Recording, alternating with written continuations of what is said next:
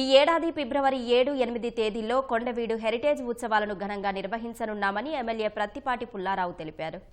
ఉత్సవాల తొలి రోజున ప్రత్యేక అతిథిగా మంత్రి కందుల దుర్గేష్ హాజరవుతారన్నారు.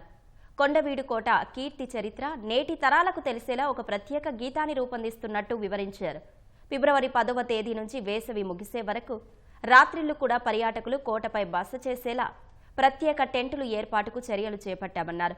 ఉత్సవాల్లో laser show, rope riding, helicopter ride, sand art వంటి ప్రజాకర్షక కార్యక్రమాలు ఉంటాయన్నారు.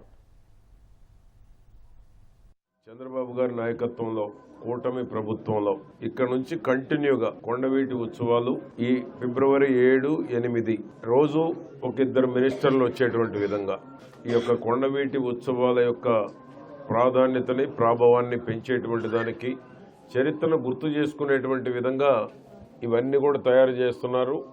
శివాలయము, దర్గా, మసీద్ ఉన్న ప్లేస్లోనే, ఉన్న కన్స్ట్రక్షన్లోనే మనం పూర్తి చేసుకోవడం జరుగుతుంది.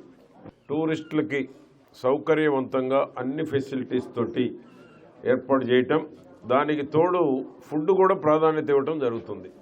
డ్రింకింగ్ వాటర్ కానీ, బస్సులు కానీ, ఈ కొత్తపాలెం రోడ్డు ఊళ్ళోకి పోయే పని లేకుండా ఊరు బయట నుంచే ఈ కొండవీడికి వచ్చేటువంటి విధంగా చేయటం జరుగుతుంది.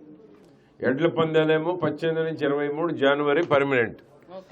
ఈ ఉత్సవాలేమో 7, 8 శని ఆదివారాలు ఏమైనా మారితే ఆ డేట్ల ప్రకారం పెట్టుకోవడం జరుగుతుంది.